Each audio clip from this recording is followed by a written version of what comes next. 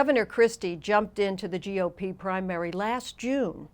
Governor Kean, how's he doing, and at what cost, if any, to New Jersey? Well, he's doing pretty well now. Well, he's much better than he's been doing. This is a season where debates are all important. That's one of Christie's formats. He debates very well.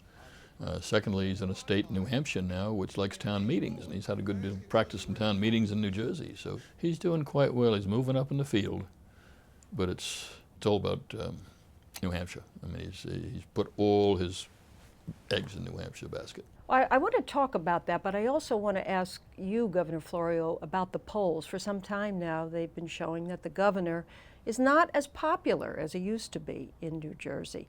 Do you think that that's a problem for him? Have you seen evidence of it on the campaign trail so far?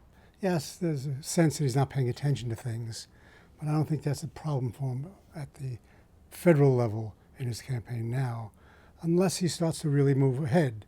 Then there'll be intense scrutiny of what is happening in New Jersey, and that will not work to his benefit.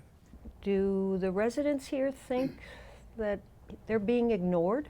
Well, you know, there's a bit of craziness going on. I mean, in what sense? Well, the legislature is trying to put 4 constitutional amendments on the ballot. We've never had that before, and things that really shouldn't be in the Constitution anyway. A number of them, I don't think they should be legislative decisions. So it's the state's drifting. The problem is that things are festering. I mean, you've got a $40 billion shortfall in the pension system. The healthcare system has a $40 billion shortfall. Transportation Trust Fund is running out of money. All these problems are sort of percolating up, and nobody appears to be paying attention to them. The legislature is almost incapable institutionally of providing real leadership, particularly in the face of opposition of the governor. So this is a state that really runs or does not run by virtue of gubernatorial leadership. Governor Kean, you brought up New Hampshire. By all accounts, the Christie strategy is to win New Hampshire. How possible is that? It's a long shot, but it's the only one he's got. You've got to finish first or second in New Hampshire if you want to go on, if you're Chris Christie, and that's his whole strategy. Is that a good strategy? I think it's a very good strategy. I think it makes sense for Governor Christie because he doesn't have national recognition. He needs to bootstrap himself up to be in a position to go forward. But as the governor says, it all is contingent upon finishing first or second. He needs another billionaire. Each of these candidates, unfortunately, the terrible system we have now, each of these candidates attaches to a billionaire or two. And I don't think Christie's got some multimillionaires, but I don't think he's got his billionaire yet. And maybe if he wins New Hampshire, he'll get one of the billionaires. Well, let me ask you about national security, which has really risen to the top in terms of issues in this campaign. And the governor seems to be presenting himself as the former U.S. attorney on the campaign trail. At least that's what we've seen in the debates of late. Is that a good strategy? I don't think it's so much being a prosecutor as it is macho muscularity. I mean, his style is such that it comes across very forceful.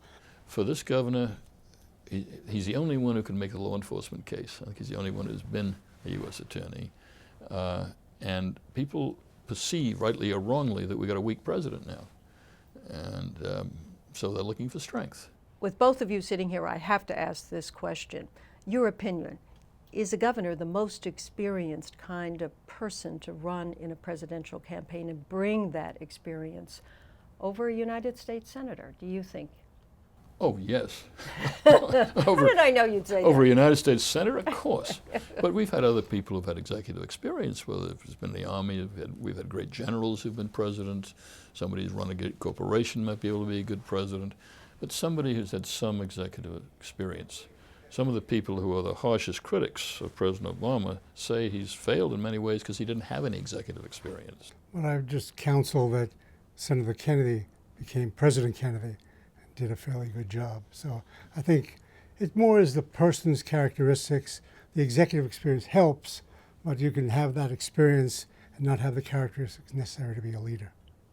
Governors, thank you very much for your insight. We appreciate it. Governor Kean, Governor Florio. Thank you. Thank you.